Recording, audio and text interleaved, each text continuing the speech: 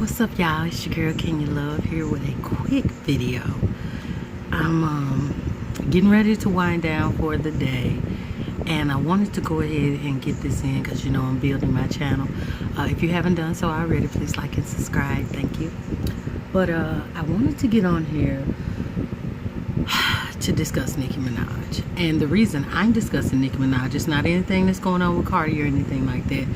I just want to personally say that I think Nicki Minaj is a dope ass rapper.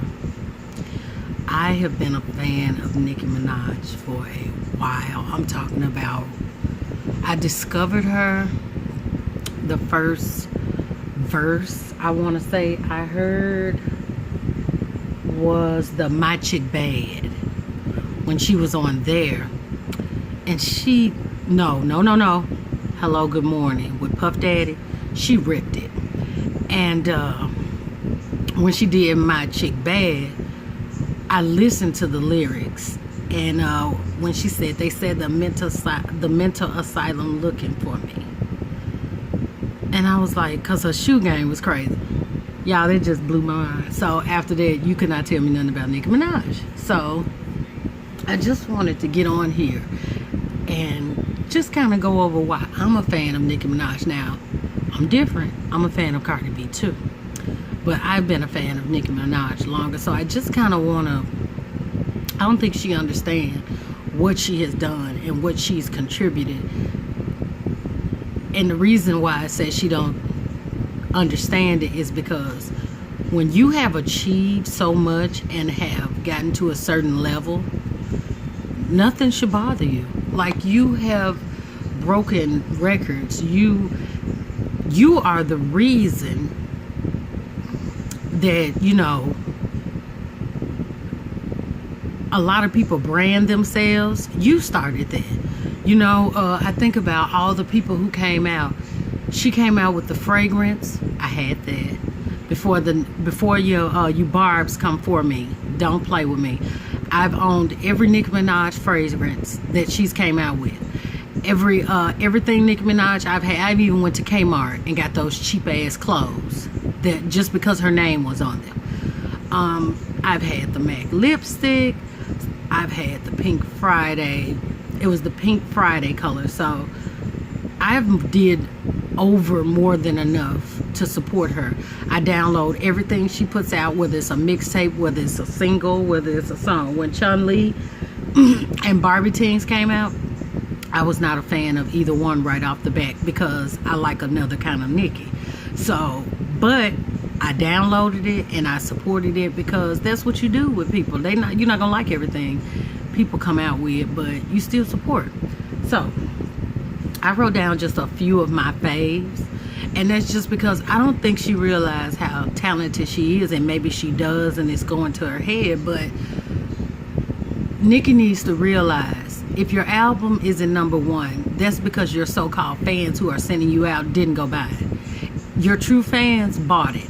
And the way you act and talk as if we didn't work hard enough to make you #1 is absolutely ridiculous, because some people live and breathe and eat everything you do. So for you to sit up here and think for 1 second that maybe we didn't support you enough or you're not #1, you've come out with so much and you've done so much. So what if your last CD was not #1?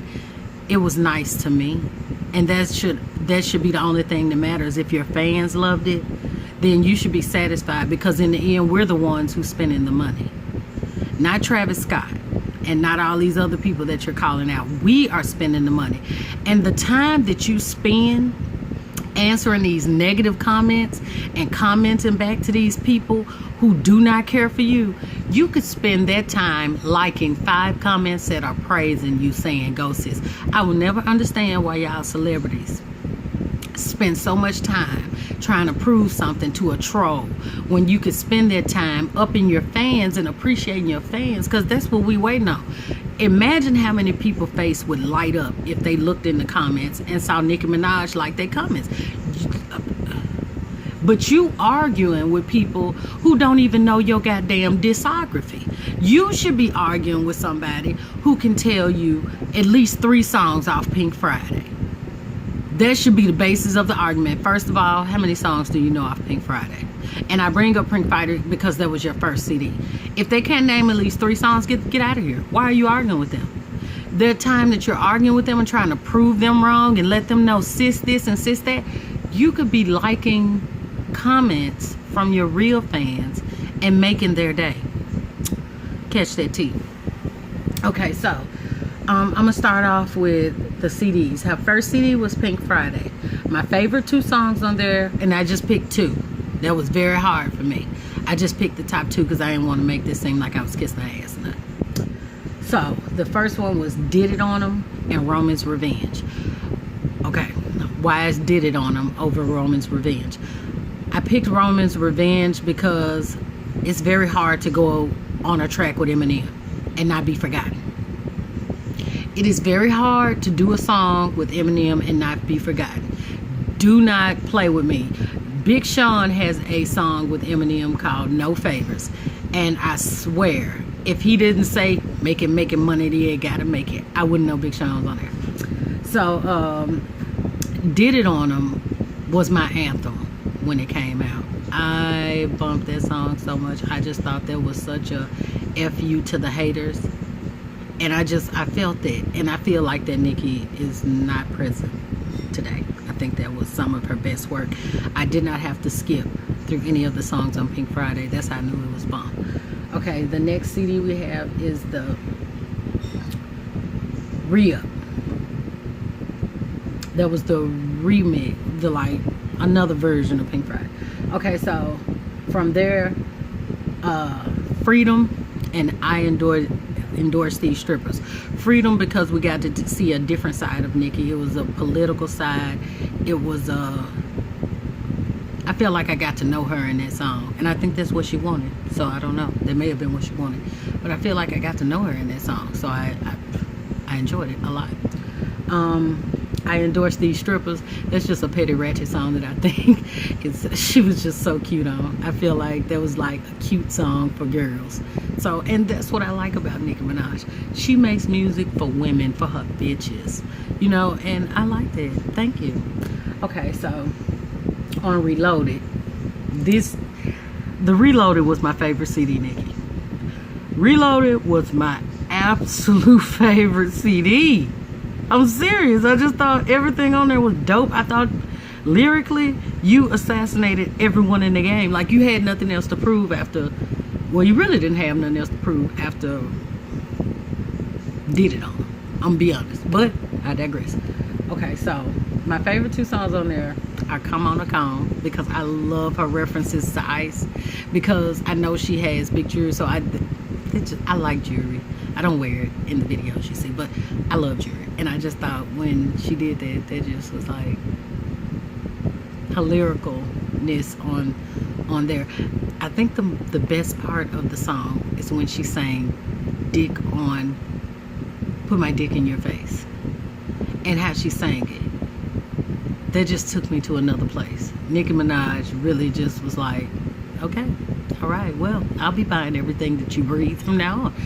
Just the fact, the way she sang it, dick in your face, put my dick in your face. I lost it. I'm gonna be honest. I lost it, and I had to replay that and listen to this song like 15 times because of this. So you did that. Okay, so I Am Your Leader, I love.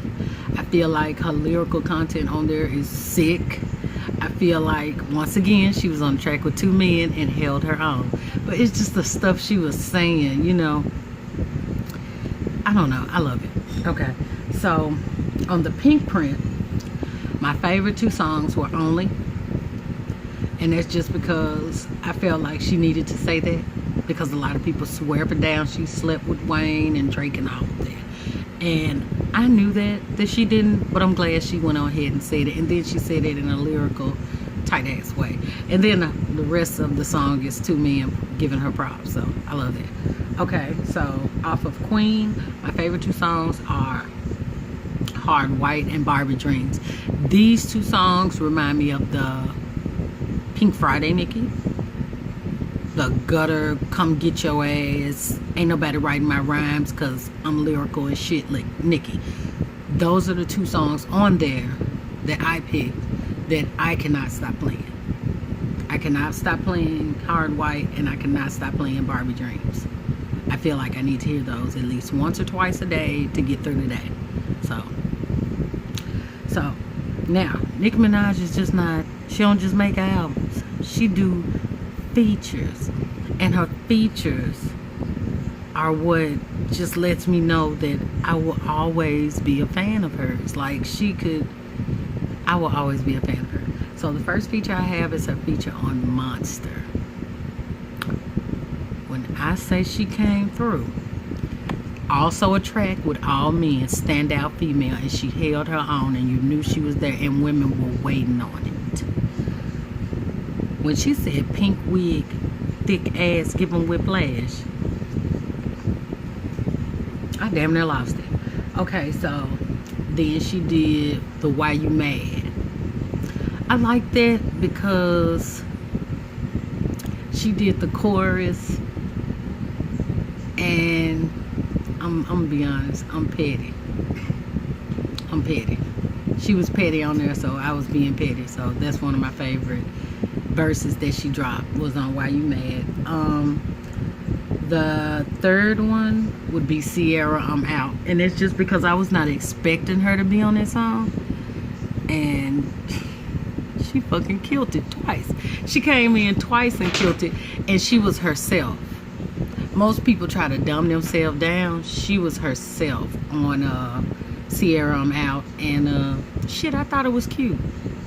Okay, so my next top verse that she did was the Big Sean Ass remix.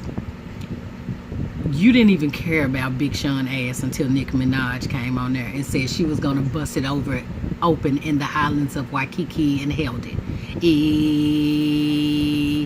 Kiss my ass. How do you go on? Like, how do you listen to that and not be looking for wobble-dee, wobble-dee, wobble, wobble? Like, when I heard the regular version and she didn't come on, I cut it off. Because I needed to hear that ass so fat. Yeah, I needed to hear that. I needed that. Okay, so after that is the Hello Good Morning. I said with Diddy. I just loved when she came in. And it's like she went with it, and she was like, Young Nicki, I do it for the children. You know, it was like she was so gutter, and I loved her voice on that mostly. My chick bad. I told you. She said her shoe game crazy, the mental asylum looking for. What else is there to say after that? Like, who coming after that to say something? Nobody. And she killed that shit. Okay.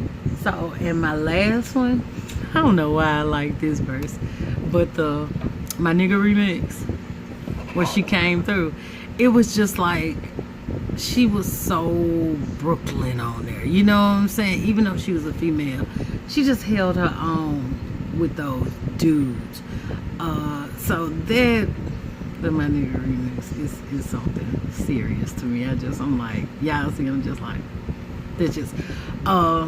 Number 8, I don't care what y'all say, she killed I'm a boss ass bitch.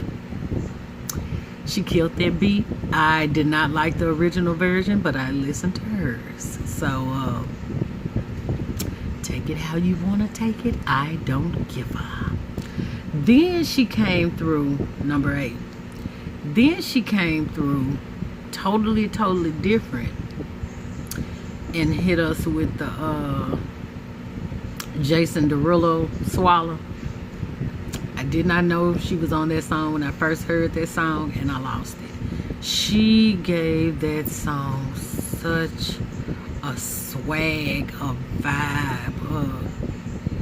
I think the song would have been good without her, but she definitely enhanced it. That's got to be one of my favorite features too, the Jason Derulo Swallow. She just killed that to me. I don't know, it was right. Number 9 for me has got to be Beyonce. Feeling myself. And what I liked about her on there is that really went well. Her and Beyonce really went together well. So, in number 10, I mean, I really shouldn't have to say this, but I am. She had a song called Twerk It with Busta Rhymes. Killed that shit.